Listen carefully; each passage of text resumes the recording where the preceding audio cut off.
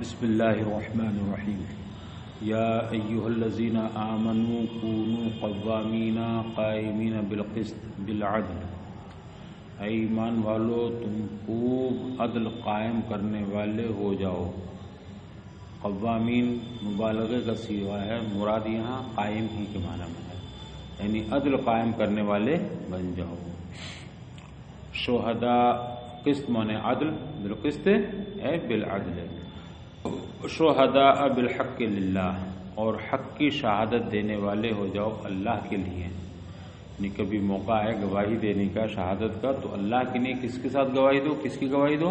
حق کی گواہی دو۔ وَلَوْ كَانَتِ الشَّهَادَةُ عَلَىٰ أَنفُسِكُمْ، اگرچہ یہ شہادت، یہ گواہی خود تمہارے خلاف ہی کیوں نہ ہو، تمہارے اپنے اوپر ہی کیوں نہ ہو، عَلَىٰ أَنفُسِكُمْ، خود تمہارے خلاف کیوں نہ ہو، پھر بھی حق کی گواہی دو۔ سمجھ میں آئی بات؟ کبھی کبھی ایسا ہوتا ہے میرے خلاف ہے یار، میں اگر حق کہوں گا تو میرا معاملہ گڑبڑ ہو جائے گا، مجھے نقصان ہوگا، تو اپنے نقصان کی پرواہ نہ کرو، اگرچہ تمہارے خلاف ہے پھر بھی کس کی گواہی دو؟ حق کی گواہی دو۔ فاشہدوا علیہا، لہذا تم اپنے خلاف بھی اگر گواہی ہے تو اپنے خلاف ہی گواہی دو، مگر حق کے ساتھ۔ بأن تقروا بالحق ولا تکتموہ، اس طرح کہ حق پر جمے رہو اور اس کو نہ چھپاؤ۔ کبھی ایسا ہوتا ہے آپ نے کہا بھئی اپنے اوپر گواہی دینے کا مطلب، گواہی تو یہ ہوتی ہے کہ کسی اور کا حق کسی پر ثابت کیا جائے، مثلا اس کے تمہارے اوپر 100 روپے ہیں، اب میں گواہی دوں گا ہاں واقعتاً اس کے تمہارے اوپر 100 روپے ہیں، میرے سامنے تم نے دیے ہیں، تو یہ گواہی ہوئی۔ تو گواہی غیر کے حق میں دی جاتی ہے۔ اب میں اپنے حق میں کیا گواہی دوں گا؟ ہاں میرے اوپر 100 روپے ہیں، میں گواہی دیتا ہوں، گواہی تو دوسرا دے گا نا۔ تو اپنے اوپر گواہی کا مطلب یہ ہوگا میں خود اقرار کروں ہاں نہیں میرے اوپر ہے 100 روپے، تو یہ گویا اپنے خلاف ہی گواہی دینا ہوا۔ تو اپنے خلاف گواہی دینے کا مطلب ہے تقروا بالحق، یعنی حق پر جمے رہو، حق پر ثابت قدم رہو اور حق کو نہ چھپاؤ۔ او علی الوالدین والاقربین، یا تم حق کے ساتھ حق کی گواہی دو، حق پر گواہی دو، اگرچہ وہ تمہارے خلاف ہو، تمہارے والدین کے خلاف ہو، یا تمہارے والدین کے خلاف ہو، یا اقربین تمہارے اقرب و رشتہ داروں کے خلاف ہو۔ ان یکن مشہود علیہ، اگر مشہود علیہ غنی ہو یا فقیر ہو تو اس کی پرواہ نہ کرو۔ اگرچہ مشہود علیہ کون؟ جس کے پر تم گواہی دے رہے ہو، اس کے خلاف گواہی دے رہے ہو، تو جس کے خلاف تم گواہی دے رہے ہو وہ چاہے غنی ہی کیوں نہ ہو، مگر اس کے غنا یا اس کی مالداری سے نہ ڈرو بلکہ حق کی گواہی دو، یا فقیر ہی ہو تب بھی اس پر رحم نہ کھاؤ، ترس نہ کھاؤ، بلکہ جو حق ہے اسی کی گواہی دو۔ تو گواہی دینے میں مشہود علیہ کے غنی ہونے یا فقیر ہونے کی پرواہ نہ کرو۔ فاللہ اولی بہما منکم، یقین جانو تمہاری بنسبت ان دونوں کے لیے اللہ زیادہ خیر خواہ ہے۔ تم نے مالدار کی طرف گواہی دے دی، اس کے لالچ میں آ کے، اس کی رضا خوشنودی کی خاطر، نہیں تم کیا خیر خواہی کر سکتے ہو اس کے لیے؟ اس کا رب تم سے زیادہ خیر خواہ ہے۔ یا تم نے فقیر پر رحم کھا کر، ترس کھا کر کے اس کے حق میں گواہی دے دی اس کے لیے، اور حق کے خلاف وہ گواہی ہے تو بھی نہیں ہے، تم کیا اس پر رحم کر سکتے ہو؟ تم سے زیادہ رحم کرنے والا تو پروردگار ہے۔ تو فرمایا گیا چاہے وہ غنی ہو یا فقیر ہو، خواہ غنی ہو خواہ فقیر ہو، مگر حق کی گواہی دو۔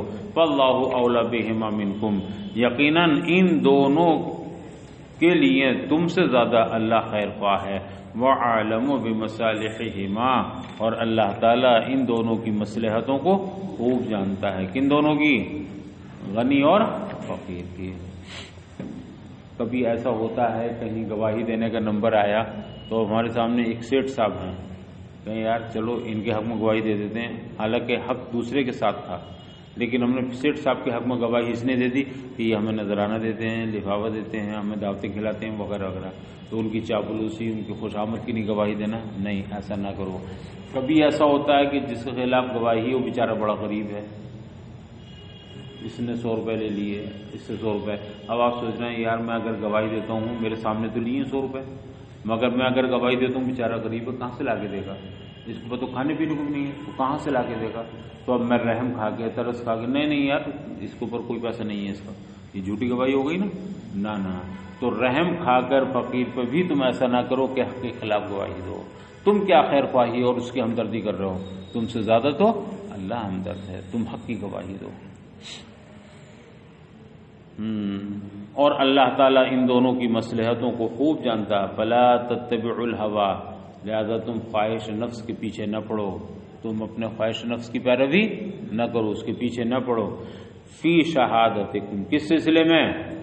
گواہی دینے میں. یعنی تم دیکھو اچھا میرا دل کیا کر رہا ہے، میں وہی گواہی دوں. میرا دل نہیں، اپنے خواہش نفس کی پیروی نہ کرو، اپنے خواہش نفس کے پیچھے نہ پڑو اپنی شہادت دینے میں. بے تحاب الغنا لرضا ہو او الفقیر رحمت اللہ ہو، اس طرح کہ تم غنی کی رضا جوئی کے لیے، غنی کی خوشامد و چاپلوسی کے لیے اس کی طرفداری کر بیٹھو. تحابو، اس کی طرفداری کر ڈالو. او الفقیر رحمت اللہ ہو، یا فقیر پر رحم دلی کرتے ہوئے، اس کو پر ترس کھاتے ہوئے، اس پر رحم کھاتے ہوئے اس کی طرفداری کر لو. ایسا نہ کرو. تو فقیر کی رحم کی خاطر، رحم دلی خاطر، یا ترس کھا کر، یا غنی کی چاپلوسی کے لیے ایسا نہ کرو. جو حق ہے اس کی گواہی دو. لئن تعدلوا تمیلوا عن الحق، کہیں ایسا نہ ہو کہ تم حق سے پھر جاؤ، روگردانی کر لو. عدول سے ہے لا تعدلوا، یہ کہ تم عدول کر لو. عدول اللہ تعدلوا تمیلوا عن الحق، یعنی تم حق سے عدول کر لو اور حق سے کیا ہو، ایک طرف کو راغب ہو جاؤ اور تم حق سے پھر جاؤ. وَإِن تَلْوُوا، اور اگر تم ہیرا پھیری کرو گے، تو حرف الشہادت، یہ تحرف الشہادت، تم گواہی دینے میں ہیر پھیر کرو، ہیرا پھیری کرو. یہ تلوو ایک قرات میں واو اولا کے حذف کے ساتھ ہے تخفیفاً. اصل میں کیا تھا؟ تلوو. تو اب تلو میں دو واو ہو گئے، ظاہر سی بات ہے ایک واو کو یا اس کی واو کی حرکت نقل ما قبل کو دی تلوو، تو ما قبل جب حرکت چلے گئی تو واو ساکن ہو گیا. اجتماع ساکنین کی وجہ سے ایک واو کو حذف کر دیا. تو اس میں اصل میں کیا تھا؟ دو واو، تلوو. اور اگر تم ہیرا پھیری کرو گے شہادت میں، او تعرضوا عن ادائها، یا ادائے شہادت سے تم اعراض کرو، روگردانی کرو، ٹھیک ہے. تو فإن اللہ کان بما تعملون خبیرا، تو یقین رکھو اللہ تعالیٰ تمہارے کاموں سے باخبر ہے. تم سیدھی سیدھی سچی سچی گواہی دو. اگر گواہی میں ہیر پھیر کرو گے، جھوٹ بولو گے، ادھر ادھر کرو گے، تو اللہ تم سے، تمہارے ان کام سے واقف ہے، خوب جانتا ہے، باخبر ہے. تو یقین رکھو کہ بے شک اللہ تعالیٰ تمہارے کاموں سے باخبر ہے. فَيُجَازِيكُمْ، وہ تمہیں ضرور اس کی سزا دے گا. اگر تم نے ہیر پھیر کی اور جھوٹی گواہی دی تو اللہ کے یہاں اس کی سزا ہے. احادیث میں آتا ہے کہ جھوٹی گواہی گناہ کبیرہ ہے، اور اس کا حال یہ ہے، غالباً حدیث شریف ہی ہے یہ، اللہ کے رسول صلی اللہ علیہ وسلم نے فرمایا کہ جھوٹی گواہی دینے والا شخص وہاں سے پیر نہیں ہٹاتا ہے، قدم نہیں ہٹاتا کہ دوزخ میں اس کا نام لکھ دیا جاتا ہے. اتنا سخت ہے. لوگ آسانی کے ساتھ جھوٹی گواہی کے لیے تیار ہو جاتے ہیں، کسی کے خلاف بھی کچھ بھی کہہ دیتے ہیں. بعض لوگ تو اسی کام کے ہوتے ہیں، جس کے حق میں چاہے گواہی دلوا لیجیے، جھوٹی سچی کا ان کا کوئی مطلب نہیں ہے. تو جھوٹی گواہی بہت خطرناک گناہ ہے کبیرہ. شہادت زور، جھوٹی گواہی گناہ کبیرہ ہے، اللہ اس کی ضرور سزا دے گا. یا ایھا الذین آمنوا آمنو، اے ایمان والو ایمان لاؤ. ایمان لاؤ کا کیا مطلب؟ داوموا علی الایمان، ایمان پر مداومت اختیار کرو، استقامت اختیار کرو، ایمان پر قائم رہو. تو مومنوں سے خطاب ہے. بعض مفسر نے کہا کہ یہاں مومنوں سے خطاب نہیں بلکہ منافقوں سے خطاب ہے.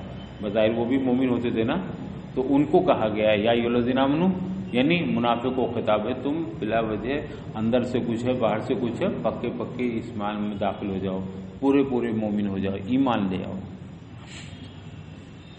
اور اگر مومنین ہی سے خطاب ہے تو مراد کیا ہے؟ ایمان پر مداومت اختیار کرو، قائم رہو. اے ایمان والو ایمان پر قائم رہو. کیا ایمان پر؟ اللہ پر ایمان رکھو، اس کے رسول پر ایمان رکھو، کتابوں پر ایمان رکھو. وہ کتاب جو اپنے رسول پر نازل، جو اس کے رسول پر نازل کی گئی ہے، یا نزلہ یہ معروف بھی ہے، اللہ نے اپنے رسول یعنی محمد رسول اللہ پر جو کتاب نازل کی ہے، اور وہ کون سی کتاب ہے؟ والقرآن، وہ قرآن کریم ہے، اس پر ایمان رکھو۔ والکتاب الذی انزل من قبل، اور اس کتاب پر بھی جو اس سے پہلے، ان سے پہلے نازل کی گئی ہے۔ یہاں کتاب بمانے کتب ہے، جو پہلی کتاب میں رسولوں پر نازل کی گئی ہیں، سابق رسولوں پر، ان پر ایمان لاؤ، ان پر ایمان رکھو۔ والکتاب الذی انزل من قبل، یا وہ کتاب جو اس سے پہلے نازل کی گئی ہیں، علی الرسل، رسولوں پر۔ یہاں کتاب بمانے کتب ہے، الکتاب بمانے الکتب، تو ظاہر سی بات ہے قرآن سے پہلے ایک کتاب نازل نہیں ہوئی بلکہ متعدد کتابیں نازل ہوئی ہیں، تو جتنی بھی کتابیں نازل ہوئی ہیں جن رسولوں پر، ان سب پر بھی ایمان لاؤ۔ وفی قراءۃ بالبناء للفاعل فی الفعلین، اور ایک قراءت میں دونوں معروف کے صیغے ہیں، نزلہ اور انزلہ، ہے نا، والکتاب الذی نزل علی رسولہ والکتاب الذی انزل من قبل، تو یہاں نزلہ کو نزلہ بھی پڑھا گیا ہے اور انزلہ کو انزلہ بھی ہے۔ تنزیل جب باب تفعیل سے ہوتا ہے تو وہ بتدریج نزول پر دلالت کرتا ہے، نجمن نجمن، آہستہ آہستہ، اور جب انزال انزلہ سے تعبیر کی جاتی ہے تو اس سے مراد ہوتا ہے یک بارگی نازل ہونا۔ چونکہ قرآن بتدریج نازل ہوا ہے 23 سال کی مدت میں، تو اس کی تعبیر کس سے کی؟ نزلہ سے، باب تفعیل سے۔ اور سابقہ کتب یک بارگی نازل ہوئی ہیں تو ان کی تعبیر انزلہ سے۔ ومن یکفر باللہ وملائکتہ وکتبہ ورسلہ، اور جو شخص بھی اللہ کا انکار کرے گا یا اس کے فرشتوں کا اور اس کی کتابوں کا، اس کے رسولوں کا، اور آخرت کے دن کا، یعنی قیامت کے دن کا جس نے انکار کیا، فقد ضل ضلالا بعیدا، تو وہ ضرور گمراہی میں جا پڑا، اور گمراہی بھی کیسی؟ ضلالا بعیدا عن الحق، حق سے بہت دور گمراہی میں جا پڑا، جس نے بھی اللہ، رسول، یوم آخرت اور کتابوں کا انکار کیا۔ ان الذین آمنوا بموسیٰ وهم الیہود، بے شک وہ لوگ جو موسیٰ پر ایمان لائے، حضرت موسیٰ پر جو ایمان لائے، یہ کون لوگ تھے جو حضرت موسیٰ پر ایمان لائے؟ یہود تھے۔ ثم کفروا، یہ ایمان تو لے آئے پہلے مگر پھر کفر کے مرتکب ہو گئے، پھر کافر ہو گئے۔ کیسے کافر ہو گئے؟ بعبادت العجل، بچڑے کو پوج کر کے اس کی پرستش۔ جب حضرت موسیٰ چلے گئے تھے توحِ طور پر تو پیچھے کیا کیا ان لوگوں نے؟ حضرت ہارون کو دے کر گئے تھے نگرانی، مگر انہوں نے ان کی بات نہ مانی، اور یہ سب کے سب کیا ہو گئے؟ پھر کافر ہو گئے، بچڑے کو پوجنے لگے۔ تو پہلے حضرت موسیٰ پر ایمان لائے، مومن ہوئے، اس کے بعد جب وہ گئے تو ان کے بعد وہ کافر ہو گئے۔ کیسے کافر ہو گئے؟ بچڑے کو پوجنے لگے، بچے کی پرستش کرنے لگے۔ ثم کفروا بعبادت العجل، پھر بچڑے کو پوج کر کے کافر ہو گئے۔ ثم آمنوا بعدہ، پھر جب حضرت موسیٰ واپس تشریف لے آئے تو یہ پھر مومن ہو گئے، پھر ان پر ایمان لے آئے، توبہ کر لی۔ تو پہلے ایمان لائے، پھر کافر ہوئے، پھر ایمان لائے، اور پھر ثم کفروا بعیسیٰ، پھر حضرت عیسیٰ کا انکار کر کے کافر ہو گئے۔ کتنا بار بار ہو رہا ہے؟ حضرت موسیٰ پر ایمان لائے، اس کے بعد پھر بچڑوں کو پوچھ کر کافر ہو گئے، پھر ان کی واپسی کے بعد ایمان لائے، اور پھر اس کے بعد حضرت عیسیٰ کا انکار کر کے کافر ہو گئے۔ اور بات یہیں ختم نہیں ہوئی، ثم ازدادوا کفرا بمحمد، پھر ان کا کفر اور بڑھتا گیا۔ کیسے بڑھ گیا؟ کہ انہوں نے محمد رسول اللہ صلی اللہ علیہ وسلم کا بھی انکار کر بیٹھے، حضرت عیسیٰ کا انکار کر کے تو کافر ہوئے ہی تھے، اور پھر محمد رسول اللہ صلی اللہ علیہ وسلم کا انکار کر کے بھی، تو یہ کفر اور بڑھ گیا، مزید ہو گیا۔ ثم ازدادوا کفرا، پھر یہ کفر میں اور بڑھ گئے۔ کیسے؟ نبی کریم صلی اللہ علیہ وسلم کے کبھی انہوں نے انکار کیا۔ لم یکن اللہ لیغفر لہم، اللہ ہرگز ان کی مغفرت نہ فرمائے گا۔ بار بار اعتراض کے شکار ہو رہے ہیں، اللہ ان کی مغفرت ہرگز ان کی مغفرت نہ فرمائے گا۔ ما اقاموا علیہ، مگر کب تک مغفرت نہ فرمائے گا؟ جب تک وہ اپنے اس پر قائم رہیں گے، یعنی اپنے کفر پر، ارتداد پر قائم رہیں گے۔ ورنہ تو کوئی بھی کافر اگر کلمہ پڑھ لے تو کیا وہ قابل مغفرت ہے کہ نہیں؟ قابل مغفرت ہے۔ تو اللہ تعالیٰ کافر کی مغفرت نہیں فرمائے گا، مطلب کیا ہے؟ جب تک وہ کفر پر قائم رہیں گے اللہ ان کو نہیں بخشے گا، معاف نہیں فرمائے گا. ہاں توبہ کر لیں گے تو اللہ غفور رحیم ہو. تو اللہ ہرگز ان کی مغفرت نہ فرمائے گا جب تک وہ اپنے اس کفر پر قائم رہیں گے. ولا لیہدہم سبیلا، اور اللہ انہیں ہدایت بھی عطا نہیں فرمائے گا کسی راہ حق کی، یعنی انہیں راہ حق بھی نصیب نہ ہوگی، اور اللہ انہیں راہ حق کی، طریق الی الحق، راہ حق کی انہیں ہدایت بھی، رہنمائی بھی نہ فرمائے گا. بشر اخبر یا محمد، بشر بشارت سے ہے، اے محبوب انہیں بشارت دے دیجئے. بشارت عموماً خوشخبری کو کہتے ہیں، لیکن کبھی کبھی استہزاء کی نہیں بھی کہا جاتا ہے. مثلا کوئی لڑکا فیل ہو گیا، آپ اس کے بارے میں کہا جائیے وہ فیل ہوگا انہیں بشارت دے دیجئے فیل ہونے کی، تو فیل ہونے کی بشارت دی جائے گی.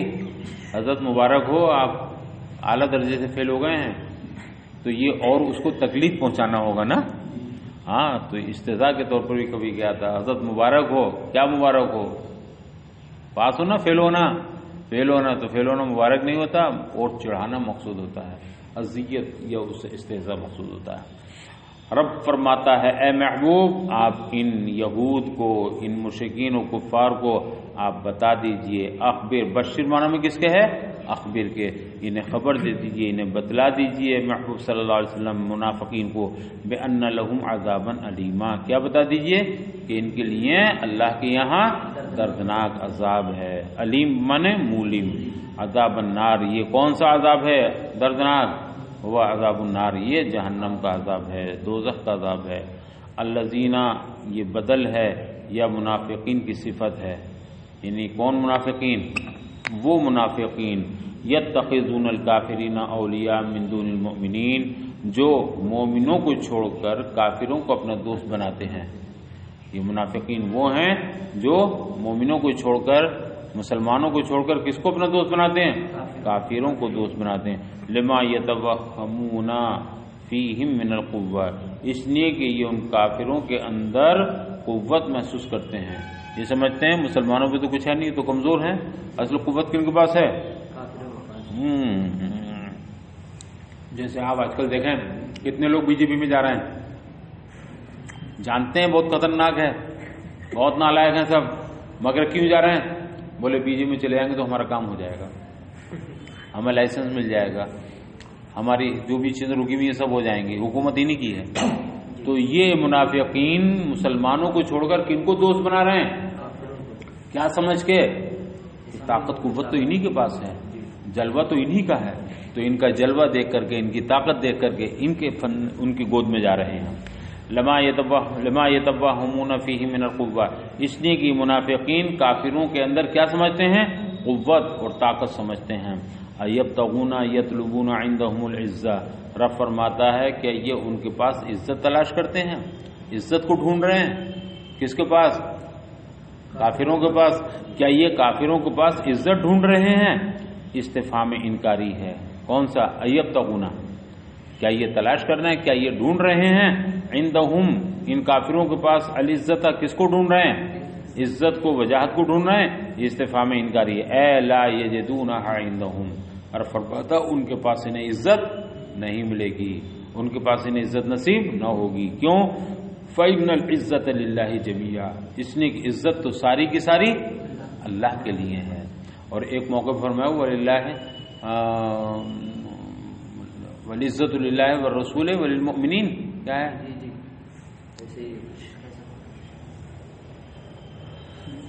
میرے خیال سے ہاں یاد ہے نا، تم کو کوئی حافظ نہیں ہے. ہاں بہرحال مفہوم یہی ہے کہ عزت اللہ کے لیے ہے، رسول کے لیے ہے اور مومنوں کے لیے ہے. تو کافروں کی تو عزت نہیں نا. ہاں تو یہ کافروں کے پاس کیا عزت پائیں گے؟ وہاں تو عزت ہے ہی نہیں، عزت ساری کی ساری اللہ کے لیے ہے. پھر دنیا والآخرہ، دنیا میں بھی اور آخرت میں. ولا ینالھا الا اولیاؤہ، اور یہ عزت صرف اس کے وہی بندے پا سکتے ہیں جو اس کے اپنے خاص بندے ہوں گے، اس کے دوست ہوں گے. تو اللہ کے دوستوں ہی کو عزت ملے گی، اللہ کے دشمنوں کو نہیں. بعض مفسرین نے فرمایا کہ یہاں عزت سے مراد دنیاوی عزت نہیں بلکہ اخروی عزت ہے. یہاں تو ہو سکتا ہے یہ اوپر چڑھ جائیں اور انہیں عزت زیادہ مل جائے، لیکن آخرت میں کسے عزت ملے گی؟ مومنوں کو ہی ملے گی. وقد نزلہ، اور وہ اس لیے کہ دیکھا جاتا ہے کبھی کبھی بظاہر عزت، اب آج کل بی جے پی والوں کو جلوہ ہے، اگر یہاں ایک نیتا آ جائے یا ایک منتری آ جائے تو پوری روڈ پہ دیکھیں آپ، ہر طرف پولیس اور ہر طرف جلوہ اور طرف ہار پھول، یہ سب یہ کیسی عزت ہے؟ یہ سب ظاہری عزت ہے، دھوکے کی عزت ہے، تو دنیا میں تو ہو سکتا مگر آخرت میں عزت ان بی جے پی والوں کو نہیں ملے گی۔ وقد نزل بالبناء للفاعل والمفعول، اور تحقیق اللہ نے اتارا ہے، یہ نزلہ فاعل اور مفعول یعنی معروف اور مجہول دونوں سے، نزلہ بھی اور نزل بھی، اور اللہ نے تم پر اتارا ہے کتاب میں یعنی قرآن میں، اور قرآن میں کہاں؟ سورہ انعام کے اندر، ان کیا اتارا ہے؟ یہ ان ناصبہ نہیں ہے یا مصدریہ نہیں ہے، بلکہ یہ ان مخففہ من المثقلہ ہے، ان تھا اصل میں، اور اس کا اسم محذوف ہے، اصل کیا تھا؟ انہ، و اسمها محذوف، اے انہ، اللہ نے کیا اتارا تم پر کتاب میں؟ یہ کہ اذا سمعتم آیات اللہ القرآن، کہ جب تم اللہ کی آیتیں سنو، یعنی قرآن کی آیتیں سنو، اللہ کی آیتیں سنو مطلب قرآن کی آیت سنو، کیا کہ یکفر بہا ویستہزأ بہا، کہ اس کا لوگ انکار کرتے ہیں قرآن کی آیتوں کا، ویستہزأ بہا، یا اس کا مذاق اڑاتے ہیں۔ جب تم یہ دیکھو اپنے سامنے کہ تمہارے سامنے قرآن کی آیتوں کا انکار کیا جا رہا ہے یا ان کا مذاق اڑایا جا رہا ہے، تو فلا تقعدوا معهم، تو ان لوگوں کے ساتھ ہرگز نہ بیٹھو، یعنی کہ انکار کرنے والے یا مذاق کرنے والوں کے ساتھ نہ بیٹھو۔ اے الکافرین والمستہزئین، یعنی کافرین و مستہزئین، انکار کرنے والے اور استہزاء کرنے والوں کے پاس نہ بیٹھو، وہاں سے آگے بڑھ جاؤ۔ حتی یخوضوا فی حدیث غیرہ، یہاں تک کہ یہ لوگ کسی دوسری بات میں مشغول ہو جائیں، تب جا کر کے بیٹھو۔ جب تک قرآن کی آیتوں کا مذاق اڑا رہے ہوں تو ان کے پاس نہ بیٹھو، اور جب وہ دوسری باتیں کرنے لگیں، اس بات سے ہٹ جائیں، تو تمہیں کوئی اگر کام ہے، ضرورت ہے تو تم جا سکتے ہو۔ حتیٰ کہ یہاں تک کہ وہ کسی دوسری بات میں مشغول ہو جائیں۔ انکم اذن ان قعدتم معهم مثلهم، اچھی طرح سن لو، انکم اذن، اگر تم ان کے پاس بیٹھے تو اس وقت، یعنی ان قعدتم معهم، اگر تم ان کے ساتھ بیٹھے تو مثلهم، تو تم کیا ہو جاؤ گے گناہ میں؟ انہی کی مثل ہو جاؤ گے۔ ظاہر سی بات ہے، مذاق کرنے والوں کے ساتھ مذاق میں اگر بیٹھے ہو تم تو گویا تم بھی مذاق کرنے والے ہو، تو جو گناہ ان کا ہوگا وہی گناہ تم پر ہوگا، تو اس لیے تم وہاں سے بیٹھو۔ کہتے ہیں نا، غیبت کرنے والوں کے پاس نہ بیٹھو، غیبت کرنا بھی گناہ اور غیبت کا سننا بھی گناہ ہے۔ اگر کہیں غیبت کا سلسلہ چل رہا ہو تو آگے بڑھ جائیے، وہاں مت بیٹھیے، اگر تمہیں بیٹھ گئے تو کچھ نہ کچھ تو ہوا تمہیں بھی لگ جائے گی۔ تو یہ لوگ کافی جو قرآن کی آیتوں کا مذاق اڑاتے ہیں، قرآن کی آیتوں کا انکار کرتے ہیں، ان کی محفلوں میں تم نہ جاؤ، اگر جاؤ گے تو تم بھی انہی کی طرح گناہ میں شامل ہو جاؤ گے۔ ان اللہ جامع المنافقین والکافرین، یقیناً بے شک اللہ تعالی منافقوں کو اور کافروں کو اکٹھا فرمائے گا، فی جہنم جمیعا، سب کو جہنم میں اکٹھا کر دے گا، سب مل جائیں گے، سب جمع ہو جائیں گے۔ کما اجتمعوا فی الدنیا للکفر والاستہزاء، جس طرح یہ دنیا میں کفر و استہزاء پر اکٹھے ہو گئے، اس طرح جہنم میں بھی اکٹھے ہو جائیں گے۔ بھائی کافر انکار کر رہے ہیں، استہزاء کر رہے ہیں، منافق بھی آگے بیٹھ گئے، تو یہ دونوں جمع ہو گئے نا، کس بات میں جمع ہو گئے؟ انکار اور استہزاء میں۔ تو یہاں جس طرح انکار و استہزاء میں جمع ہوئے، اللہ تعالیٰ قیامت کے دن انہیں جہنم میں بھی جمع فرمائے، بولے آؤ چلو تمہاری دونوں کرسیاں یہی ہیں، دونوں ایک ہی بینچ پہ بیٹھنا یہی، دونوں کو وہاں اکٹھا فرما دے گا۔ الذین، یہ بدل ہے ما قبل کے الذین سے، اس سے پہلے جو الذین آیا اسی سے بدل ہے، وہ لوگ جو یتربصون ینتظرون بکم الدوائر، جو تمہاری مصیبتوں کا انتظار کرتے ہیں۔ یہ کافر تمہارے بلا میں، مصیبت میں پھنسنے کا، گرفتار ہونے کا انتظار کرتے ہیں، تو یہ تمہاری کسی بھی حالت کا صحیح انتظار کرتے ہیں، تمہاری حالت اچھی ہو یا بری ہو، مگر یہ طاق میں لگے رہتے ہیں۔ مراد یہاں کیا ہے؟ تمہاری بلاؤں میں پھنسنے کا، گرفتار ہونے کا۔ وہ لوگ جو انتظار کرتے ہیں تمہاری مصائب میں پھنس جانے کا، تمہاری حالتوں کا انتظار کرتے ہیں۔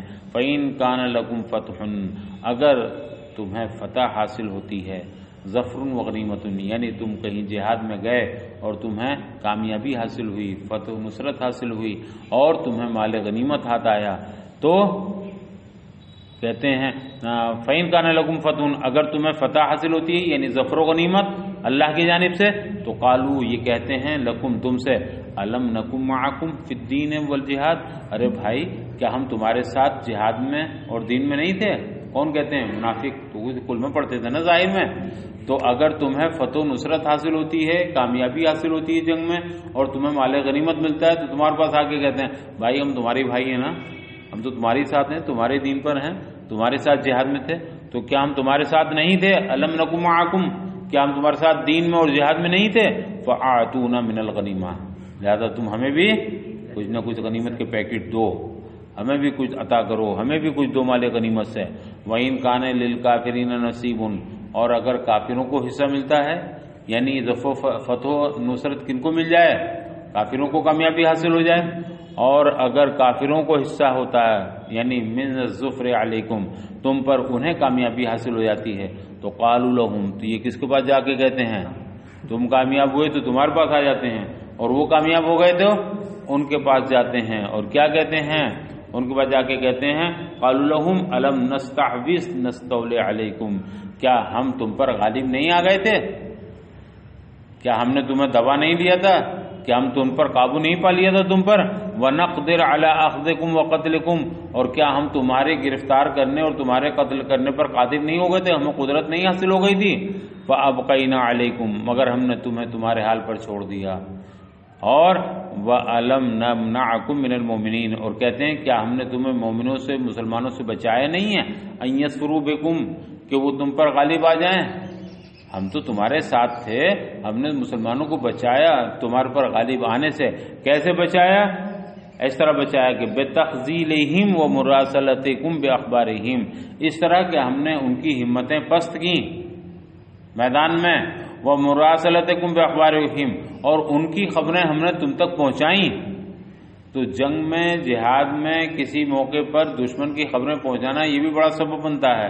تو اب یہ آگے ان سے کہتے ہیں دیکھیے چونکہ کامیاب ہو گئے نا، تو بھائی ایسا ہے ہم تو تمہارے ساتھ تھے، ہم نے دیکھا کہ تم پر مسلمان غالب ہو رہے ہیں، ہم ان کے ساتھ تھے، اگر ہم تمہارے ساتھ نہیں دیتے تو تم مفتوح ہوتے، فاتح نہ ہوتے اور تم پھر پس جاتے، لیکن ہم نے تمہارا ساتھ دیا، ہم اس پر غالب آ گئے تھے کہ ہم تمہیں پکڑ لیتے، ہم اس پر ہم اس کے پر قادر ہو گئے تھے کہ ہم تمہیں قتل کر دیتے، لیکن ہم نے تمہارے اوپر رحم کیا، تمہارے حال پر چھوڑ دیا، اور مسلمانوں کی ذرا سی باتیں تم تک پہنچاتے رہے تاکہ تم بچاؤ کر سکو۔ تو وہاں جا کر کے ان کے اوپر اپنا احسان جتاتے ہیں۔ اور اس طرح کیا ہم نے تمہیں مسلمانوں سے نہیں بچا لیا کہ تم پر وہ کامیاب ہو جاتے؟ کس طرح کہ ہم نے انہیں ان کو پست ہمتی کا شکار بنایا، پست ہمتی ان کو، وَمُرَاسَلَتِكُمْ بِأَخْبَارِهِمْ، اور ان کی خبریں تم تک ہم پہنچاتے رہے۔ فَلَنَا عَلَيْكُمُ الْمِنَّةُ، لہذا ہمارا تم پر احسان ہے۔ اب جب احسان ہے تو احسان کو چکاؤ۔ تو مسلمان بات کہتے ہیں ہمیں والی غنیمت دو، اور جب وہ جیت جاتے ہیں تو ان کے پاس جا کے باتیں بناتے ہیں۔ یہ کون لوگ ہیں؟ منافقین ہیں۔ اللہ تعالیٰ ارشاد فرماتا ہے فَاللَّهُ يَحْكُمُ بَيْنَكُمْ وَبَيْنَهُمْ، اللہ تعالیٰ تمہارے اور ان کے درمیان قیامت کے دن خوب فیصلہ فرما دے گا۔ جو صحیح فیصلہ ہوگا، جو ٹھیک تم اس میں کس کے ساتھ تھے، کس کے ساتھ نہیں تھے، کس کے دوست تھے، کس کے دشمن تھے، اللہ تعالیٰ قیامت کے دن یہ فیصلہ تمہارے ان کے درمیان فرما دے گا۔ بَإِن يُدْخِلَكُمُ الْجَنَّةَ وَيُدْخِلُكُمُ النَّارَ، کس طرح فیصلہ فرمائے گا؟ اس طرح فیصلہ فرمائے گا کہ اے مسلمانوں تمہیں تو وہ جنت میں داخل فرمائے گا اور انہیں دوزخ میں داخل فرما دے گا۔ وَلَن يَجْعَلَ اللَّهُ لِلْكَافِرِينَ عَلَى الْمُؤْمِنِينَ سَبِيلًا، اور بے شک ہرگز یہ کافر مسلمانوں پر کوئی راہ نہیں پائیں گے، کوئی راہ نہیں پا سکیں گے۔ طریقاً بالاستیصال، کیسی راہ، کیسا طریقہ نہیں پائیں گے جو بالکل جڑ سے ختم کر دینے والا ہو، نیست و نابود کر دینے والا ہو۔ تو یہ تو ممکن نہیں ہے کہ کافر مسلمانوں کو ایک دم نیست و نابود کر دیں، جڑ سے ختم کر دیں۔ ہاں یہ ہو سکتا ہے کہ کبھی کبھی ظاہری طور پر فتح نصرت حاصل ہو جائے، تو یہاں اس کے معنی یہ ہے لن یجعل اللہ للکافرین علی المؤمنین سبیلا، کہ ہرگز اللہ تعالیٰ کافروں کو مومنوں پر کوئی راہ نہ دے گا، یعنی انہیں غالب نہ فرمائے گا۔ اگر اسے مطلق رکھا جائے تو آج کے حالات تو یہ ہیں کہ مسلمان پر کون غالب ہے؟ جو چاہتے ہیں وہ کر لیتے ہیں، جو چاہتے ہیں وہ فیصلہ نافذ کر دیتے ہیں۔ آج کا حال یہ ہے، تو مراد یہ ہے کہ یہ غلبہ کون سا غلبہ ہے؟ یہ دنیاوی عارضی غلبہ ہے۔ ایسا نہیں ہو سکتا کہ اگر کافر چاہیں تو مسلمانوں کو ایک دم روئے زمین سے ختم کر دیں، یہ کبھی نہیں ہو سکتا۔ اور یہ واقعات ایک زمانے سے کافروں کو کوشش چلی آ رہی ہے کہ مسلمانوں کو بالکل ختم کر دیں، ان کا وجود ہی مٹا ڈالیں، مگر یہ کبھی نہ ہوگا۔ کتنے مار دیے انہوں نے، کتنے جلا دیے، لیکن ایسا نہ کر سکے، یہ کبھی کامیاب نہیں ہو پائیں گے انشاءاللہ۔